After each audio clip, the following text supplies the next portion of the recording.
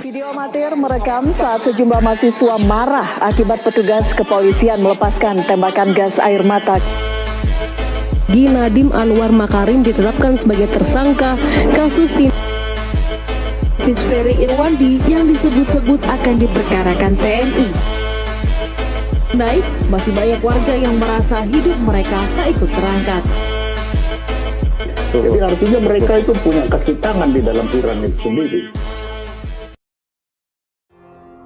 Bismillahirrahmanirrahim. Assalamualaikum warahmatullahi wabarakatuh.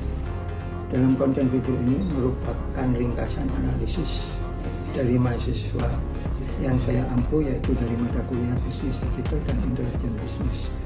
Konten ini berisi dari beberapa teori, yaitu teori Bisnis Digital dan teori Intelijen Bisnis. Teori ini dipakai dasar untuk menganalisis dan mengambil kesimpulan dari fakta-fakta dan kasus kejadian yang ada di dunia digital, terutama diambil dari podcast, YouTube, kemudian Instagram, dan lain-lain yang ada di dunia digital. Kepada mahasiswa kami ucapkan terima kasih yang sudah berusaha untuk melaksanakan tugas dari mata kuliah Bisnis Digital dan Intelijen Bisnis. Take off the fufu, take off the clouds, take off the papa.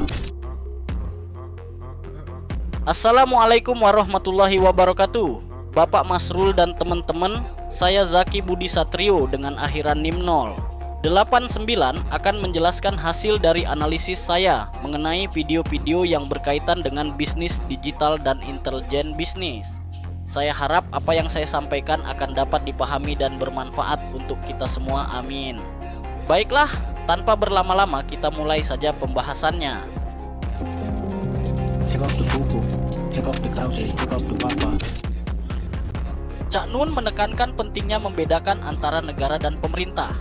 Menurutnya, pemerintah hanyalah kasir yang mengelola keuangan, sementara negara berperan lebih luas sebagai penata kehidupan bangsa. Sayangnya, sejak amandemen Konstitusi 2002, peran keduanya sering tercampur, sehingga banyak kebijakan justru merugikan rakyat, seperti kasus petani yang kehilangan tanah karena dialihkan untuk kepentingan lain. Meski begitu, Cak Nun tetap optimis, dengan syarat ada kepemimpinan yang berwibawa, berakar pada budaya, dan mampu bekerja sama dengan rakyat. Dengan begitu, Indonesia bisa menata kembali sistem pemerintahan dan menuju masa depan yang lebih adil dan berkelanjutan. Take off the fufu, take off the clouds, take off the papa. Bapak Gatot Nurmantio menyoroti potensi keterlibatan militer dalam kerusuhan sipil dan menekankan pentingnya menjaga integritas TNI. Ia mengingatkan bahwa insiden anggota intelijen di lapangan bisa merusak kepercayaan publik jika tidak ditangani dengan baik. Gatot juga menekankan perlunya komunikasi transparan antara TNI, polisi, dan masyarakat agar provokasi tidak memperburuk situasi. Selain faktor keamanan, ia menegaskan bahwa ketidaksetaraan ekonomi, pengangguran, dan harga barang yang naik juga menjadi pemicu kerusuhan. Karena itu, pemerintah harus mengambil langkah strategis, bukan hanya pendekatan keamanan, tapi juga kebijakan yang meningkatkan kesejahteraan rakyat. Take off the fufu, take off the clouds, take off the papa. Dibahas kasus Ferry Irwandi yang menyoroti kerumitan hubungan sipil dan militer di Indonesia. Keterlibatan unit cyber TNI dalam penyelidikan menimbulkan pertanyaan, mengapa urusan sipil justru ditangani militer? Ferry sendiri membantah tuduhan dan menawarkan audit publik atas catatan keuangan serta teleponnya sebagai langkah transparan sekaligus menantang pihak lain melakukan hal serupa. Dari sisi media sosial, publik melihat bagaimana informasi bisa dipelintir, bahkan digunakan untuk menyerang tokoh tertentu. Kesimpulannya, kasus ini bukan hanya soal hukum, tapi juga soal transparansi, akuntabilitas, dan pentingnya literasi media, agar masyarakat tidak mudah terjebak manipulasi informasi. Take off the fufu, take off the clouds, take off the papa.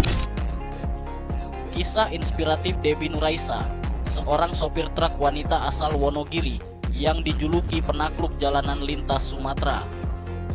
Pada tahun 2017, ia berani meninggalkan pekerjaan kantoran untuk mengejar pasien menjadi sopir truk. profesi yang biasanya dianggap hanya cocok untuk laki-laki.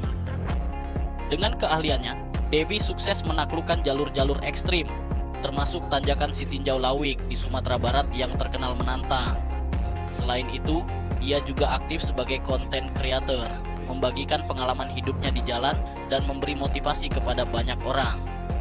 Kisah Devi menunjukkan bahwa semangat, keberanian, dan kemampuan tidak pernah mengenal batas gender. Take off the fufu, take off the clouds, take off the papa. Kasus dugaan korupsi pengadaan laptop Chromebook 9,3 triliun di Kemendikbudristek menunjukkan masalah serius dalam sistem pengadaan barang pemerintah dengan tersangka utama Nadiem Makarim. Dugaan markup mencapai 1,5 hingga 2,7 triliun. Sementara laptop yang dibeli justru berkualitas rendah dengan spesifikasi usang dan tidak sesuai kebutuhan di banyak daerah. Kasus ini juga menggagalkan tujuan digitalisasi pendidikan, dugaan anomali kekayaan pejabat, intervensi politik, serta lemahnya pengawasan memperlihatkan adanya korupsi sistemik. Akibatnya, guru dan siswa yang seharusnya terbantu justru dirugikan. Kasus ini menegaskan pentingnya transparansi, akuntabilitas, dan reformasi dalam sistem pengadaan agar pendidikan Indonesia tidak terus menjadi korban. Take off the fufu, take off the clouds, take off the papa. Kerusuhan sejak 25 Agustus muncul karena kebijakan publik yang buruk, seperti naiknya tunjangan DPR di tengah daya beli masyarakat yang menurun. Aksi protes berubah tak terkendali, memakan korban jiwa, termasuk 9 orang akibat aparat dan massa gelap. Di Bandung, penggunaan gas air mata di area kampus bahkan menewaskan warga sipil berusia 60 tahun. Aparat seharusnya tetap persuasif dan mengutamakan keselamatan. Kita juga harus waspada terhadap isu provokatif, seperti kabar perusuh beridentitas tentara yang belum tentu benar. Intinya, penanganan kerusuhan perlu lebih terukur, persuasif, dan masyarakat jangan mudah termakan hoaks.